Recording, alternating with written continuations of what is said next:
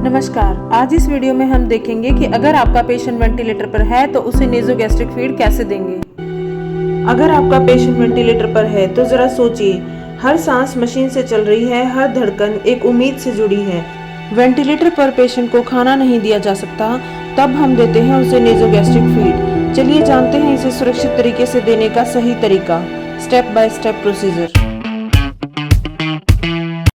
Step 1 में सबसे पहले डॉक्टर्स ऑर्डर चेक कर लें कि पेशेंट को कौन सा फीड देना है। For example clear liquids, high protein, extra fat और oil in feed, high carbohydrate etcetera, और कितना अमाउंट देना है। एग्जाम्पल 200 ml एवरी 3 आवर्ली और 2 hourly.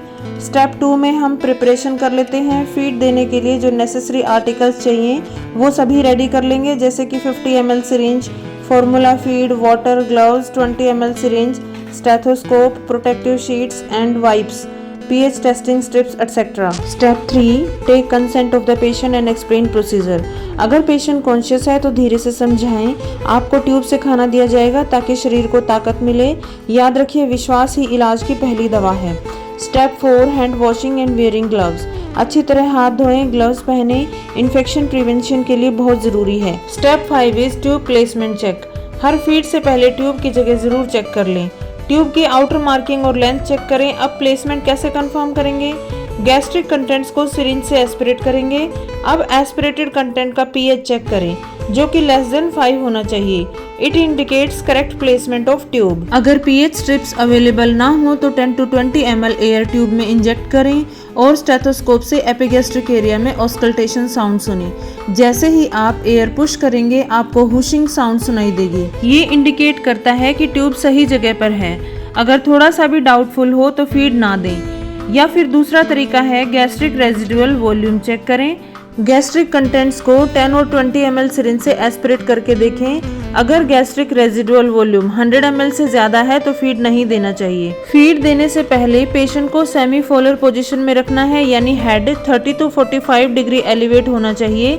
This prevents aspiration of feed into lungs. Protective sheet से पेशेंट चेस्ट को cover करेंगे ताकि पेशेंट्स क्लोथ स्पॉइल ना हो।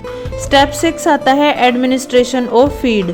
देखिए, अब फीड देने के 2 तरीके होते हैं। एक होता है बोलस फीडिंग, जो कि 50 ml सिरिंज से दिया जाता है, और दूसरा होता है कॉन्टिन्यूअस फीडिंग, जो कि फीडिंग पंप यूज करके दिया जाता है।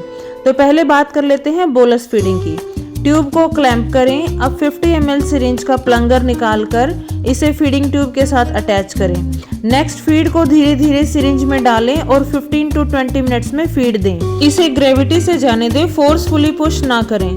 कंटिन्यूअस फीडिंग के लिए फीडिंग पंप यूज करेंगे और फीडिंग बैग को एनजी ट्यूब के साथ कनेक्ट करके रेट सेट कर देंगे, लाइक 50 ml पर आवर और 20 ml per hour as per doctor's order. Step 7 हमारा आता है आफ्टर फीडिंग।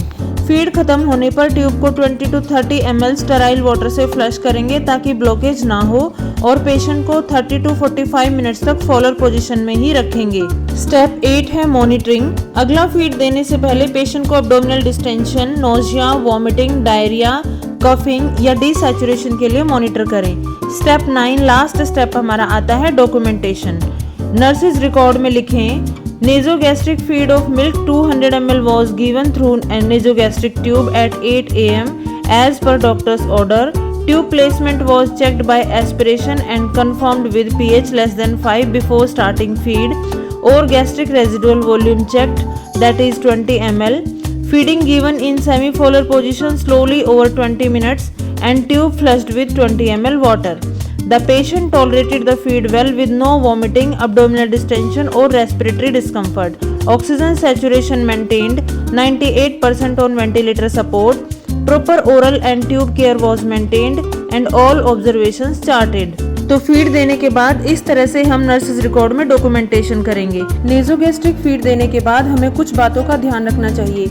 अगला फीड देने से पहले हमें देखना चाहिए कि पेशेंट को एब्डोमिनल डिस्टेंशन तो नहीं है या वॉमिटिंग तो नहीं है, और अगला फीड देने से पहले हमें एस्पिरेट करके देखना चाहिए। अगर एस्पिरेशन 100 ml से ज़्यादा है तो फीड विद होल्ड करना चाहिए, और 100 ml से कम है तो हम फीड दे सकते हैं। दूसरा, सक्शन करते समय या तुरंत सक्शन करने के बाद हमें फीड नहीं देनी चाहिए।